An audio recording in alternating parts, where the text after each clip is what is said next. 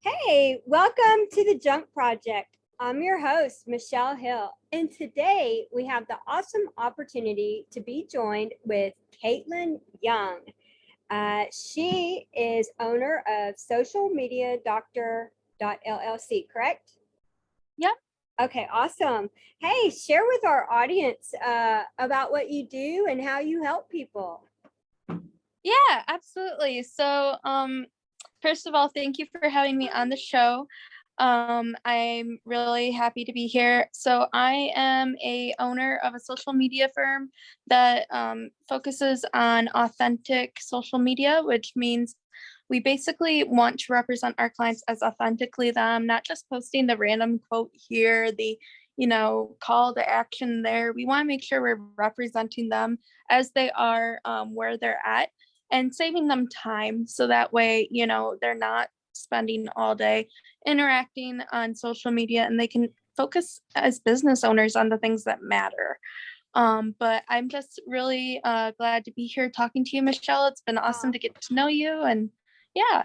You are so amazing. And I really struggle with social media. Everybody just says you need to post. And, that's kind of why I started the podcast, was really to kind of make myself get out of my comfort zone, which is actually what social media is all about, getting out of your comfort zone. And it's very, for me with my business, and I'm sure a lot of people can relate, or maybe at least my generation, which is quite a bit older.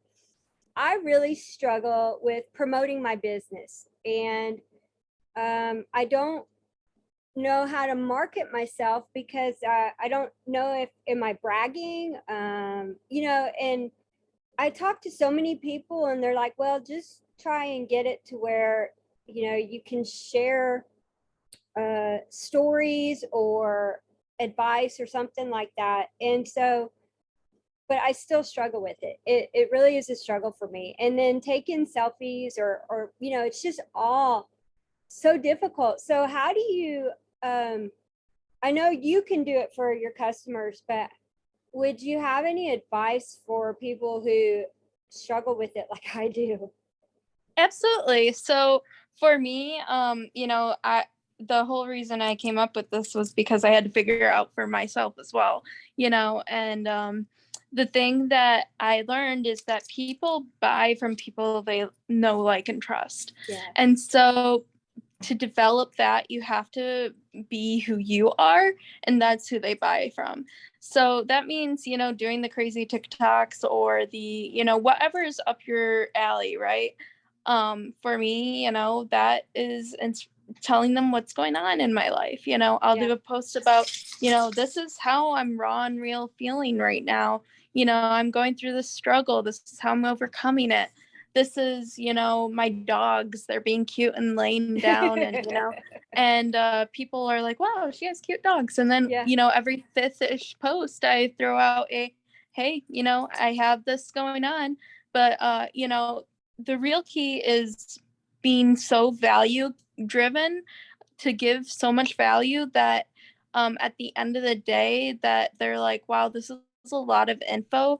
I'm just going to have you do it for me. So for like you in the junk industry, it would be, this is how I removed a fridge. This is how I removed, this, piece. This is how we organized this for this customer. This is how we did this. And, giving them all the info on how to do it. And they're going to realize, wow, that's a lot to do. I don't really want to do it myself. And then you have that offer that's like, hey, here I am. And they end up turning around and being like, well, you told us how to do it, and you kind of like just gave that to us for free. So I'm going to go with you because you're nicer and not holding it all back. That's how I've gotten every single one of my clients, is they either are a referral or, they see my stuff and they're like, wow, this is awesome. Yeah. You give everything, just really putting the value out first is how you market you're not really Yeah. like being like, every single post being like, this is social media doctor, blah, blah, blah, right? Like Yeah. I still have cute things like the daily dose because it's social media doctor, right? Yeah. But the thing is you find little things like that aren't so pitchy, right? Yeah. Because the last thing people want to hear is how, the typical sales thing these days. That's not how people sell anymore. Yeah. And it's so funny. Like for me, I mean, I've been in business 8 years, but most of my business is referrals and repeat business. And so, like right now, I'm just a little slow. And I mean, I have other projects to work on, but I'm like, okay, I really need to get over this fear of trying to get new customers, which is really a fear for me. And it's not the fear of having new customers, it's the fear of me going out and talking with them because I'm like, I don't know what to offer. I can offer coffee and donuts. What would you like? And so I just lock up, and I'm like, okay, this really, donuts aren't valuable. So I really loved what you just said. And, like I wrote down, maybe do, instead of showing how I do a fridge removal or showing a fridge removal, maybe show how I did it, or I don't know. I mean, you kind of see it in the video, but like I am going to do some things educational, like I'm going to do a video on how to dispose of like latex paint and things like that. So I'm trying to come up with ideas to like what I kind of get, not that I get frustrated with, but something that is difficult for my customers to deal with, which is the paint and the chemicals and things like that. And so, finding, I can't call everywhere and go, hey, in your city, in your state, this is where you can take your stuff to. So but I can generally educate the customers where they can learn how to at least look that up for themselves. Yeah. So I'm working on that kind of stuff, and I'm really, it's so funny because people will say the same thing like over and over and over and over, but I don't get it. It might take like the 500th time for them to say it, and I go, oh my god, I understand now. And it's really frustrating. I'm hoping I'm not like the only person that's like this slow, but it takes that many times for me for some reason to get it. And I think for me, I overcomplicate it. And I'm sure you probably have a lot of customers yourself that you're going, wait, this is way easier than what you're doing, right? Mm-hmm. So but yeah, I really just kind of am trying to get over these humps and kind of go, okay, this is what they've been saying for a long time. Okay, now I think I understand it.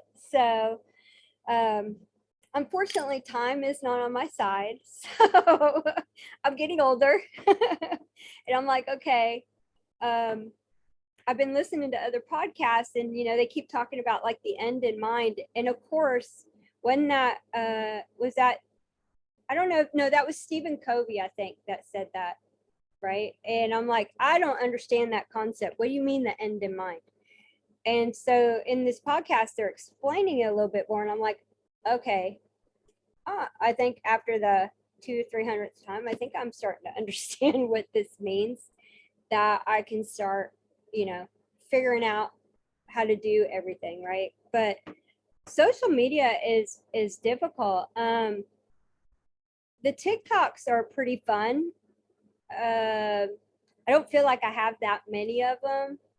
So, and it seems like they go better if you post a video as opposed to just a still picture, which I did one time, Mm-hmm. So I guess I would think maybe talking to your audience and, being interactive in the videos maybe, or, Yeah. So with videos, you definitely want to, you want it to be entertaining. You want to capture them within that first few seconds.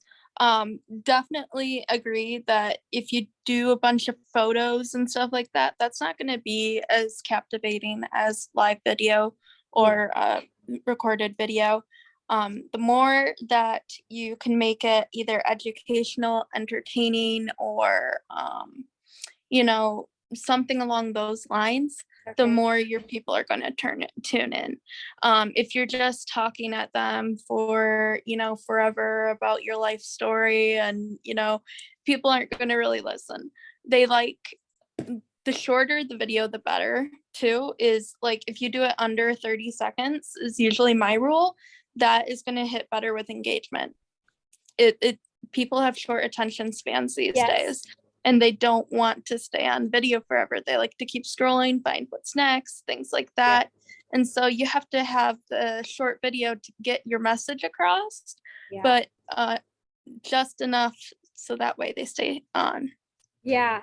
Now, YouTube, I think if I haven't really researched it, and I want to get a little bit more into YouTube. So maybe possibly post like YouTube. I don't know. I heard Facebook doesn't really like it when you post YouTube links because it takes you away.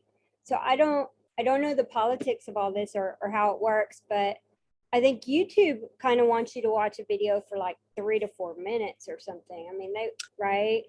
It depends, Okay. because they have their own shorts as well. So they have YouTube shorts, and it's like TikTok, Instagram Reels, all that. Wow. And I do a lot of those for clients, that, you basically take it and make the raw footage. You never like cross post the footage from Instagram to TikTok or TikTok to Instagram, because the reason is the logo that's on it will cause the engagement to not be as high. So if you have an Instagram logo on TikTok, they're going to be like, don't want to show that. If you have a TikTok logo on Facebook or Instagram, they're going to be like, it's not our brand. So, the YouTube, that's like you said, the link, they're not going to really push it on Facebook. But if you put in the comments, like a link to a YouTube video, then you're going to get that further along. So yeah, because it's not part of the post, but you can put in the post, hey, links in the comments, and you'll get the engagement on that. But YouTube, they push anything from the 7-second videos to the 3-minute, depending on how you market it. Anything under a minute is considered a short with YouTube. So, if you do a short, you can do exactly like TikTok, and post it there. I've had some clients that have really good success with it. Some get 2,000, 3,000 views on there. It really depends on what we're putting, but I always cross post them on all 3 platforms. Just the raw footage, not like with the logo. Okay.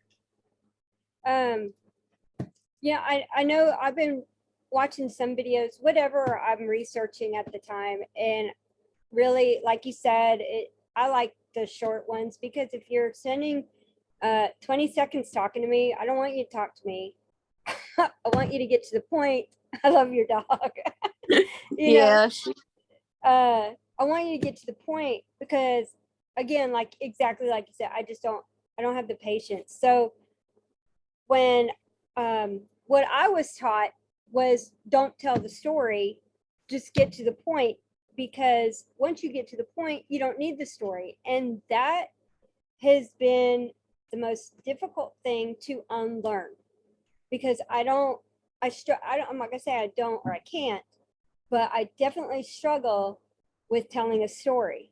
So what I've learned about that recently is, what I'll do is, like, I'm working on writing a book. I don't have an end date, which I need to work on as well. But so I write, and I just write to the point.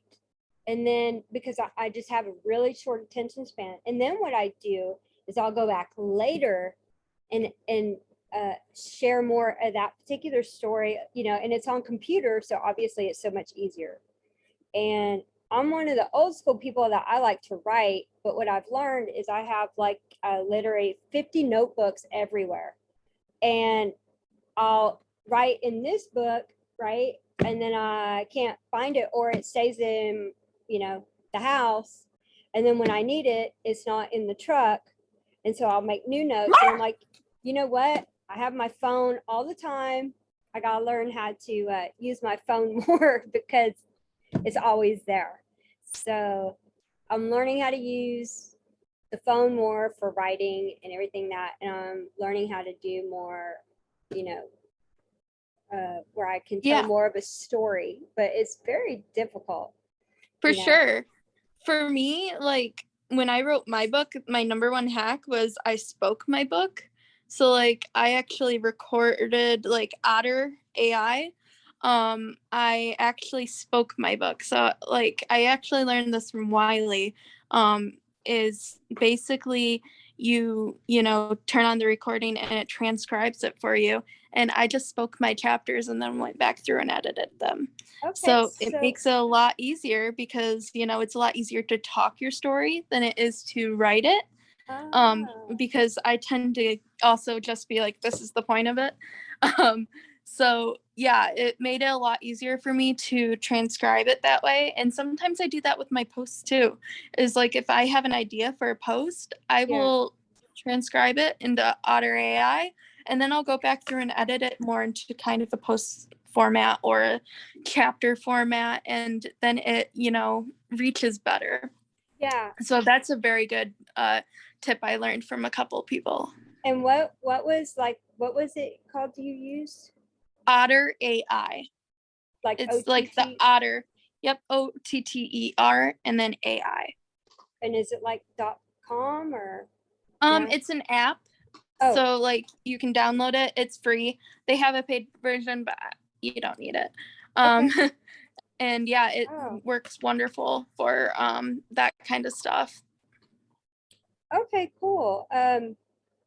That's that's cool. I love doing these podcasts because I learn so much from everybody. It's really fun, and it's so funny.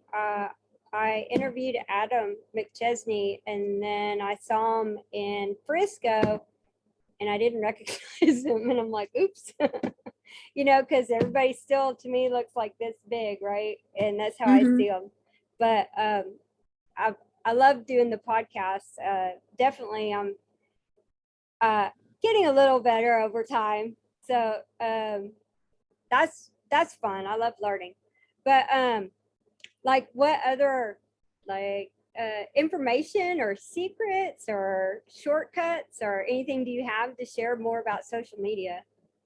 Absolutely. So, when I get like writer's block or I'm not really sure what to post, I have a backup folder of posts that I've written when I'm inspired, and I use Evernote. So like, Yes. that is my best friend. Like, I save a lot of my posts that I've created in the past that got good engagement, things like that, that, are from 6-10 months ago that people forget because people have short attention spans, that you posted them. And if I'm just, not able to, come up with really good content on the moment, but you never want to skip a day of posting. I take an old post and I reformat it a bit. I Okay. take it from Evernote and I'll post it there, because the thing is that, that's still getting a message out. It's still doing the job. But then, I'm also not like stressing over it, like, oh my gosh, I didn't post, Mm-hmm. and I know that it's still reaching the right audience. So, make sure that you have a place that you're saving your posts, is definitely important, because the thing is that, you can reuse your content for, basically forever. The Yeah. thing is obviously you don't want to use like the same post every week, things Yeah. like that. And obviously you still try to write new posts, all the time. But, there are going to be days where you are super busy. You have everything hitting you in the world, and Yeah. it's nice to be able to just either schedule that ahead of time or, have it ready to go. So that way, when you post it, it's there. I like it. I'm like I don't know if I haven't seen it in a bit, but like my Brian McKittrick does those dad jokes. So I was trying to find something like something that is not always just a serious post, just something fun. So I Mm-hmm. would like research like useless information or, you know, stupid information or just something silly just to post it. And I've noticed too, sometimes when people, I don't know if they purposely misspell the word, but it tends to get a lot of hits because I think because of the misspelling. I don't know if so many people are like ADD. They're like, you know, fix that, and of course you're, you know, you're not, right? So that happened when I put, okay, I did a video about size does matter. Somehow the video was posted separate than that actual post where it just said size does matter, right? So uh, it got a lot of hits, and but a lot of people, some people kind of took it personal, right? And I got DMs and nothing bad. I mean, not that I felt was bad, but they're like, why? You know, and I'm like, so I would explain, look, there was a video that went along with this. I'm not going to find the video. You can look for the video. I don't know where it's at, but you know, it was very interesting to see the comments. And I originally went in and fixed it. And then a friend said, delete that and leave it like it is. And it will get more um, interaction. And it did. Yeah. And it was really kind of funny. And I'm like, wow, I don't, you know, um, I had a hard time with it because I'm like, I really want to explain to these people that, you know, it really doesn't matter. It went along with my trailer, you know, size does matter, trailer size, right? So somehow I separated them. I don't know how, but it was very entertaining to say the least. So That's yeah. you Yeah, know, exactly. That's the same thing with hashtags. Like if you use hashtags, some of the times if you misspell one letter in the hashtag, it'll trend better than if you spelled it right.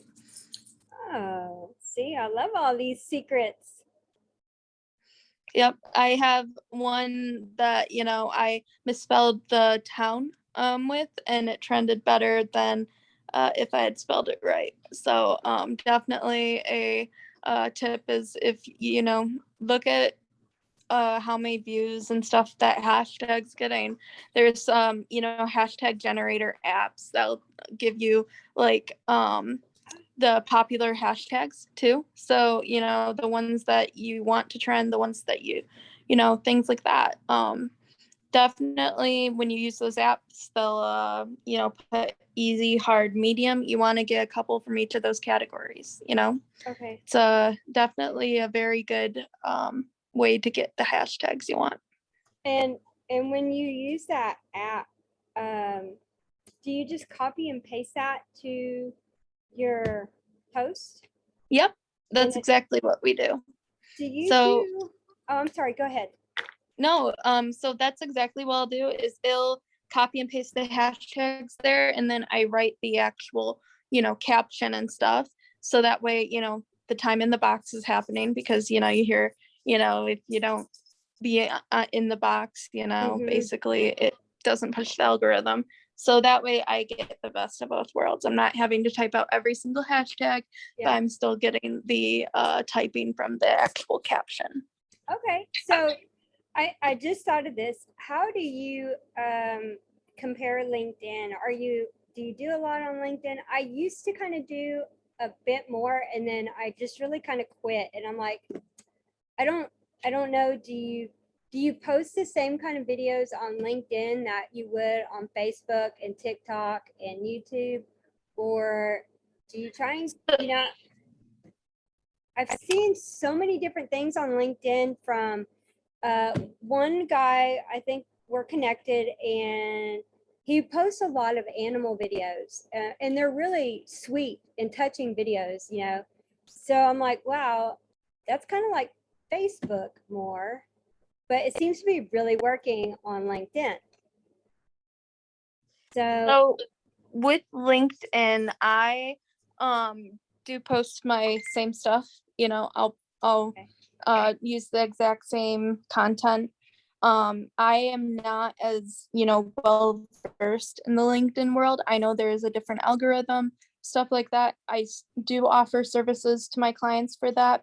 But my strong suit that I've had the most success with has always been Facebook, Instagram, TikTok, YouTube. Those are, my core four. Yeah. I just feel like LinkedIn is more corporate-y, and that's not really, what the whole authentic social media thing is about. Okay.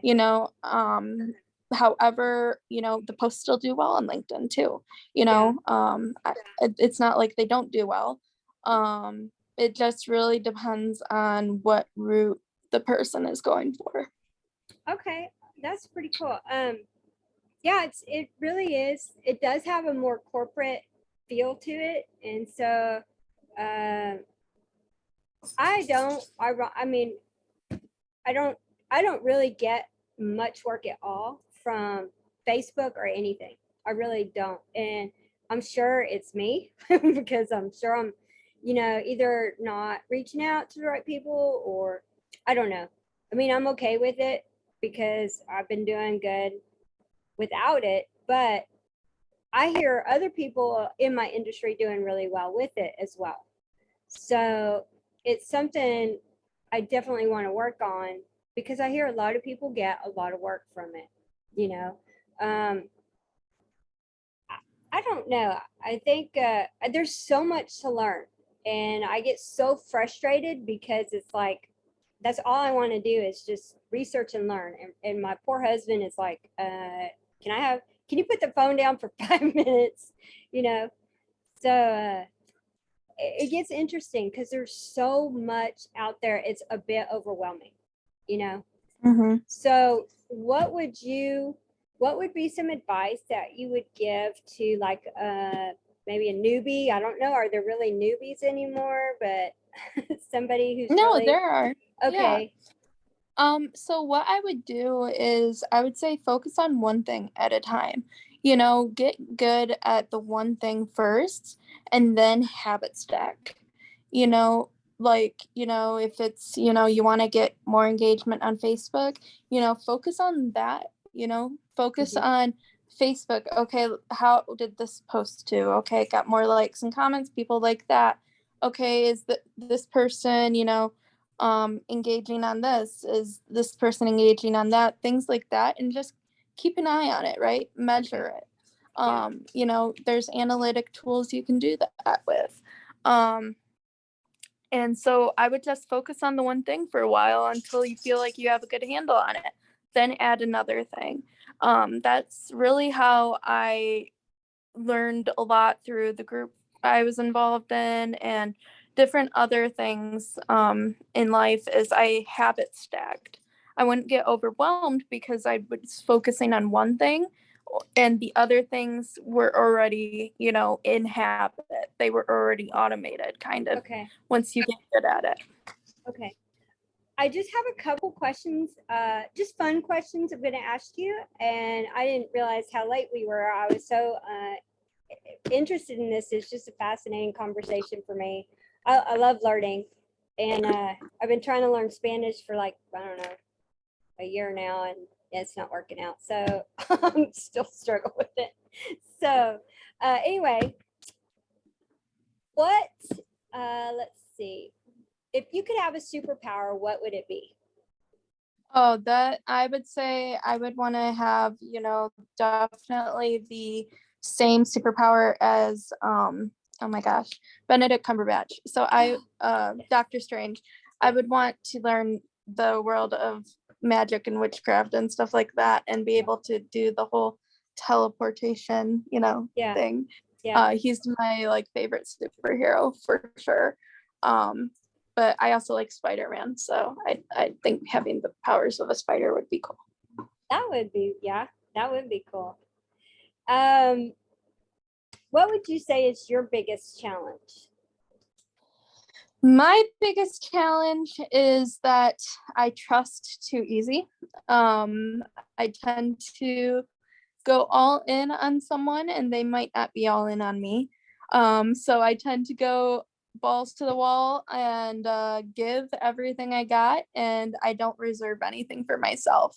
So, my biggest challenge is self-care. Yes, that's a hard one, really. That's just a hard one. And so the Mhm. last question is how do you get rid of the trash in your life when it piles up? So I tend to really just I usually do a full dump. Like I will, completely reset. Like I basically hit the reset button in both physical life and mental. I have to, basically purge the house of like sugar or things like that. And then like mentally, I have to get to a place that, okay, we're gonna make it through this. We're, going to be okay. And the way I do that is I basically take a few minutes and I do some deep breathing. And Mhm. then I think of, where I was 3 years ago and where I am now. And I go, okay, it's not any worse than it's been before because, 3 years ago I was, in a mental hospital and, really far gone. And now, Yeah, hey, we can make it through anything because we're not there. We're okay. yeah. Let's look at it a different way. Let's pivot. Let's, find the new way to, attack this load of garbage. I really love that because I've been doing that lately. Sometimes I look at others and I go, okay, especially good because I feel so older than so many people. And I'm not that much older, but it's just how it feels. And I see these young people so successful and I really admire that. But then I remind myself and look back at where I was at that age. And obviously I was in a different setting, a different life, and different road and everything. And then I go, okay, look at what I came out of, and that I even came out of it because my family didn't think I'd make 18. So I love that story about reminding yourself what you came from and how well you're doing now.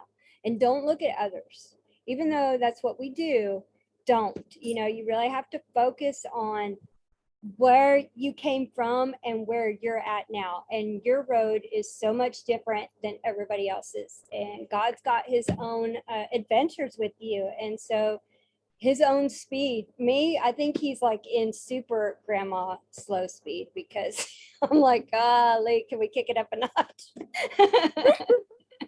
So I think it's really amazing. I think you have an awesome story. I think you have an awesome business, and I'm really fascinated about it. And I know you post stuff where you have instructors at like 7 o'clock at night, which like I'm way already in bed by then. So I'm really glad you record it so I can go back and check them out. Yeah, absolutely. It's just a way to give back and, be able to help people, whether it be, social media. I've kind of branched into bringing people that aren't necessarily in social media to help out the group because, why not? Yes, um, yes. and, just giving value. That's what it's about because I'm a true believer of, if you give enough value, God will take care of you. Yeah. Yeah. And, I'm really working on that. I think I struggle with that a little more than I care to admit.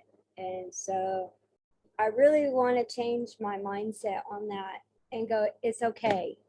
You don't, you can do this and stuff like that. But anyway, it was so great having you on our show. I truly appreciate your time. And this has just been a fascinating conversation. I think we went like way over 30 minutes. So I do apologize for that. But Oh, not a man, problem. Not a problem. I love information and man, I'll just suck it. So, well, I didn't mean it to sound that bad, but um, I just like to take it in. So we'll leave it at that. So, anyhow, thank you so much, Kaitlyn. It's been truly an honor to have you on here.